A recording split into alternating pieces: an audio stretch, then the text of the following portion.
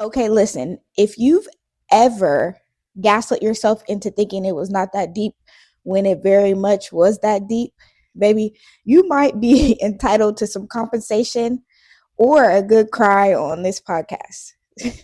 So, welcome to Pretty Real Persona. I am your host, Ariana Reese. And today's episode is about how to stop emotionally abandoning yourself. If you've ever prioritized anyone else's needs, silenced your feelings to keep the peace, or treated your emotions like a side character in your story, this one's for you, baby. So tap in, tune in. How to stop emotionally abandoning yourself. If ignoring your own feelings was a sport, baby, I would have placed a gold medal in the Olympics, baby, and skipped the therapy bill. What does emotional abandonment even look like? Emotional abandonment looks like downplaying your emotions, like saying how, like when you feel something or you're feeling sad or you're feeling mad and you're trying to quiet yourself down for being angry. And it's like, or you feel something and someone tries to tell you that, oh, you're being too dramatic or it's not that deep, it's not that serious. But it's like, no one can tell you whether something is that deep or that serious for you, because if you're feeling something about it, it is that deep, that serious to you. So I think the difference is just like, how do you, in a healthy way, like address how you're feeling? So when it comes to like being angry, it's like if you instantly shut yourself down from feeling angry, like that will manifest into something different, like aggression. So it's like you have to have those one-on-one conversations with yourself about, like when you're feeling angry, like obviously try to think logically and like try to have that like inner dialogue with yourself to like, get to the root of why you're feeling the way you're feeling. And it's okay to do that first before you try to communicate that or try to communicate anything. So definitely like prioritize taking that time to address that. But that's how you stop abandoning your emotions, especially in the moment when it comes to like feeling something and you're trying to like either avoid it or push it down or just not address it in the moment. And it's like there are times where you should address things and you shouldn't address things, but like when it comes to you, it's like you got to be one with yourself. So you need to prioritize addressing the things that you feel, so they don't manifest into other things. Where I said, calling yourself dramatic when you feel something, or even letting other people call you dramatic, it's just like, whether something is dramatic or not, you still felt a way about it. So it's like, don't let people call you dramatic for feeling something, like, or for like, I get it, like something could be like important to you and not as important to others. And I get that's why they will say like, oh, you're dramatic about something. But at the end of the day, it's like, if they really care about you, they'll just, try to understand why you're feeling like that or what you're feeling, or even try to help you understand what you're feeling and why you reacted like that. Because really, a lot of time it's mainly our reaction that is dramatic versus like the root of how we're actually feeling is, something that is worth talking about, that we do need to talk about or get through or work through. Saying yes when your whole spirit says is screaming no, like stop saying, I just want to put this out there for y'all. Stop saying yes when you want to say no. Stop saying yes when you want to say no. Stop saying yes when you want to say no. Because every time that is you emotionally abandoning yourself. Because it's like, if you do not have the capacity or you do not feel like doing something, it's okay to say no. Like, you don't always have to do something you don't want to do. Or even then, it's like, yes, if you can do it, but if you literally physically, mentally, emotionally, spiritually don't, or it's against your morals, your values, or anything, just say no. Say no and practice saying no, because that's how you get good at saying no, or that's how you get good at just like nurturing how you actually feel. Check in with yourself and be like, okay, do I want to do this? And if your first answer is no, go with that answer, and that's it. I know it's easier said than done, but it's like, you will thank yourself so much for it. Also, when you're having a breakdown and you power through it like it's optional, if you're having a breakdown, you really need to address that. Like, I recommend you like sitting down in solitude with yourself, getting your journal out, and just mind dumping everything that's on your mind and everything that's causing you to have a breakdown, and get to the root of why you're breaking down right now. Like, is it because you're mentally tired from the week? Is it because, emotionally you've been having too many people lean on you and you haven't been able to deal with your own emotions?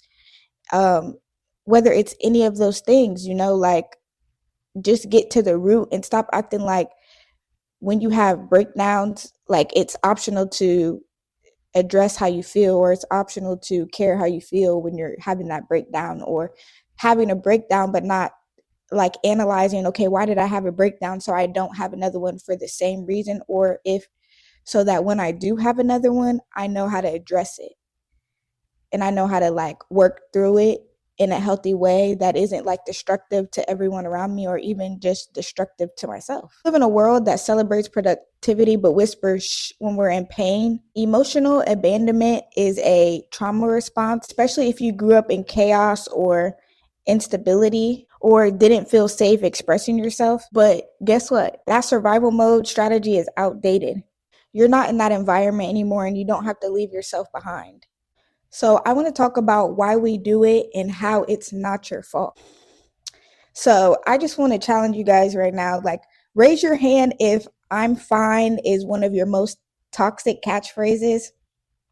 I'll wait, because I'm her too. Like, I'm fine, I'm fine, I'm fine kind of girl. Like, if it's like I'm so used to handling things on my own, or like having to be fine to get through things, or like living in a world where it's like sometimes people ask you what's wrong, but they really don't care the reason, or they don't have anything to help you with, or any help to offer you, even any encouraging words. Sometimes, like, you will "I'm fine" it through everything, and feel like, it's better to if I just do this on my own type of thing. So it's like, I'm definitely guilty, and I think that like the most times that I am not fine, I say I'm fine, and then I just figure it out by myself, and just then I chalk it up to, I don't have nobody, nobody's here for me, and all that other stuff. So if you do that and that's your toxic, catchphrase too, raise your hand. Put a hand raise in the comments. I want to know. So let's get one thing clear. Most of us were not taught how to not emotionally abandon ourselves, or how to show up for ourselves. In fact, most of us have been taught to like toughen up or get over it. We've been rewarded for being low maintenance, or nonchalant, or being a person that things don't really bother us. And a lot of the times shamed for needing too much. And a lot of times, like, the people who tell you those things are the people who are not aligned with you, or serve very little purpose in your life. I challenge you to educate them, and really, get in their ass about that, because it's like, don't tell me I'm too much, and don't tell me like, don't tell me to toughen up, or to be strong. Like, that's when I don't have to be strong every time. Sometimes I could just fall apart, and but the question is, can you hold space for me?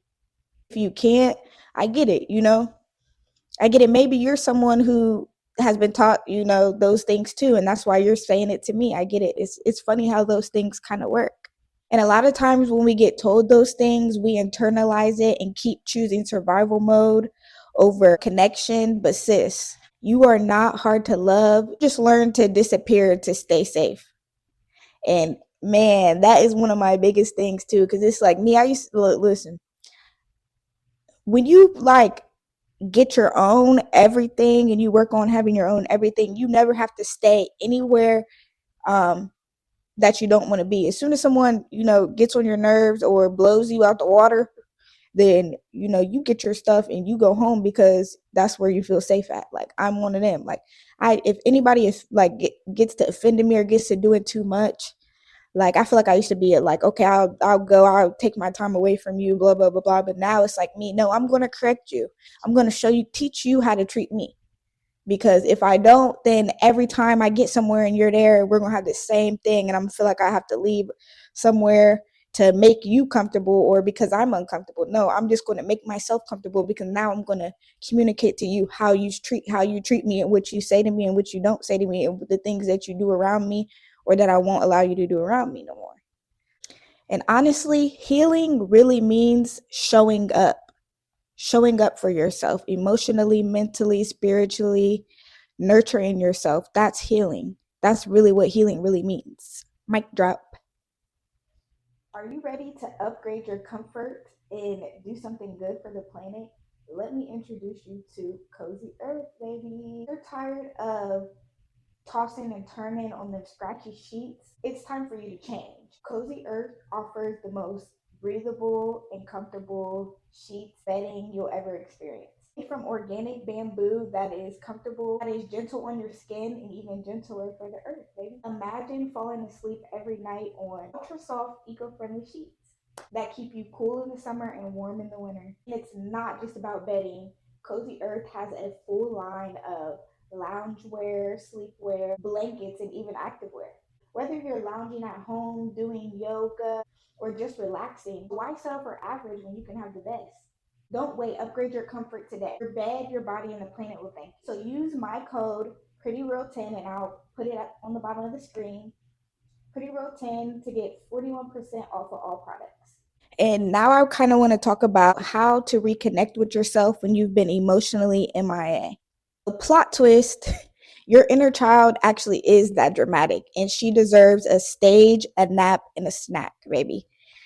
You really have to become one with your inner child and you really have to this does take a lot of just self-awareness, self-reflection. I recommend you do inner child journal prompts to just really get a base of okay, how did I feel as a child? How does that um connect to how I'm feeling now as an adult, and how can we use each other and need not even use each other, but how can we become one and help each other? Because sometimes a lot of your reactions are really your inner child reactions of how you didn't feel safe or how you didn't feel like anyone cared about you, like you felt abandoned or you felt unloved. Like a lot of times, when you have big reactions, that is your inner child, expressing themselves. So that's why I say really get in tune to yourself and see what your inner child is asking of you or what you need to nurture in yourself to heal from that. So here's how you start emotionally showing back up again when you've been emotionally MIA. So name the feeling. So try saying no, I'm not fine. I'm sad. Um I'm tired. I'm overwhelmed. You cannot heal what you won't name. Two, make micro check-in habits. Make sure you're checking in yourself. Ask yourself, how am I feeling in this moment? Am I feeling safe? Um because you're rebuilding that intimacy with yourself. So it's just you would go and ask someone, when you see someone's not okay or you see their facial expression and you wouldn't be okay if you were them and you see that on someone else's face, how you would ask them are you okay? Are you feeling okay? Ask yourself that same thing. You get a weird feeling when you're at an event, you ask yourself am I okay? Are you okay? And three, stop judging your emotions. Like it's okay to feel how you're feeling. You're only human. And because we're human, we have feelings. And because we're human, we don't have to judge. Um, four, validate yourself first. Before you go and ask someone else for support, validate yourself first. Support yourself first, your own safe space. Make reconnection rituals, whether that's going on solo dates, taking solo walks, journaling, saying affirmations in the mirror, dancing in your bonnet to SZA, baby. And whatever it is that makes you reconnect back with yourself. Make that a habit. So today I want to introduce a new segment called Pretty Powerful Affirmations. And basically, we're just going to use it to manifest what we want. So take a deep breath in and then breathe out slowly and repeat after me. I will no longer leave myself behind. I am worthy of my own attention and care. My feelings are valid, and even when no one else understands them. I choose to come home to myself today with grace. I am not too much, I am just enough. And save this segment and save this segment whenever you're feeling like you want to reconnect with yourself, or you're emotionally abandoning yourself and you need something to like help you reconnect with yourself. Save this segment and listen to it when you're in that moment. All right, besties, if you got to this moment, see you. No more spiritually ghosting yourself. You're not invisible to yourself anymore. If this episode hit, send it to the group chat. If you want more of this realness, hit the follow and subscribe button and tap in with us every Wednesday. And if you're feeling extra generous, leave us a review, leave a comment under the video, because that helps us reach people who want to stop abandoning themselves too. And if you want more healing in your feed, follow us at PrettyRealPersona Podcast on YouTube, on TikTok, on Instagram, and whatever social media that you emotionally spiral to. This has been Pretty Real Persona, where we grow, we glow, and get hella honest. So don't leave yourself behind this week, boo. You deserve to be seen, especially by you. So much for tuning into Pretty Real Persona. I am your host, Ariana Reese, and I cannot wait to see you guys next week. Bye, guys. Thank you for tuning in.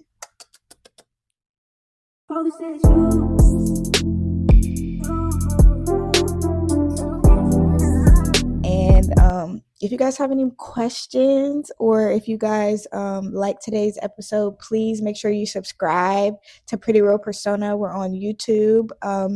Like us, follow us on TikTok, Instagram. We're on those social media platforms too. And leave a comment in the comments about what you liked about today's episode. What